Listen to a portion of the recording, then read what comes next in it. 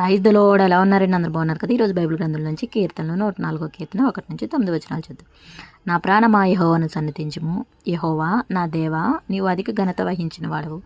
నీ మహాత్మ్యమును ప్రభావమును ధరించి ఉన్నావు. వస్త్రము వలె వెలుగును నీవు కప్పుకొని ఉన్నావు. తెరను పరిచినట్టు ఆకాశ విశాలం నీవు పరిచి ఉన్నావు. జలములలో ఆయన తన గదుల దూలమును వేసి ఉన్నాడు. మేఘములను తనకు వాహనముగా చేసుకొని గాలి రెక్కల మీద గమనం చేయుచున్నాడు. వాయువులను తనకు దూతలుగాను అగ్నిజ్వాలను తనకు పరిచారకులుగాను ఆయన చేసుకుని ఉన్నాడు. భూమి ఎన్నటికీ కదలకుండునట్లు ఆయన దాని పునాదుల మీద స్థిరపరిచెను. దాని మీద అగాధ జలములను నీవు వస్త్రం వలె కప్పితివి. కొండలకు పైగా నీళ్లు నిలిచెను. నీవు గద్దింపగానే అవి పారిపోయెను. నీ ఉరుము శబ్దం విని అవి త్వరగా పారిపోయెను. నీవు వాటికి నియమించిన చోటికి పోవుటికై అవి పర్వతం లెక్కను పల్లములకు దిగిను. అవి మరలి వచ్చి భూమిని కప్పకయుండునట్లు అవి దాటలేని సరిహద్దులు నీవు వాటికి నియమించితివి. దేవుడి పరిశుద్ధ వాక్యం దీవించును గాక.